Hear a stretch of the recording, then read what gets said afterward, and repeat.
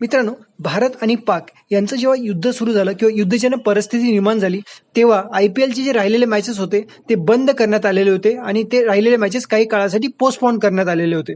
पण आता कालच भारत आणि पाक यांच्या युद्धामध्ये सीज फायर म्हणजे युद्धविरामची घोषणा करण्यात आली आणि ते सीज फायर किंवा युद्धविराम जे सुरू झालेलं आहे त्याच्यानंतर आता IPLचे जे राहिलेले मॅचेस आहेत त्याची एक नवीन तारीख समोर येत आहे.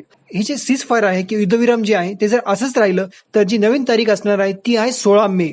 म्हणजे 16 मे पासून हे IPLचे नवीन जे राहिलेले मॅचेस आहेत, IPLचे जे राहिलेले मॅचेस आहेत ते 16 मे पासून परत सुरू करण्याचा IPL कमिटीचा प्रयत्न असणार आहे जर हे सीज फायर असंच राहिलं. आता फायनलचं काय, फायनली 25 मेला होणार होती पण आता फायनल सुद्धा पोस्टपोन करण्यात आलेली आहे आणि नवीन जी तारीख समोर येत आहे फायनलची ती आहे 30 मे.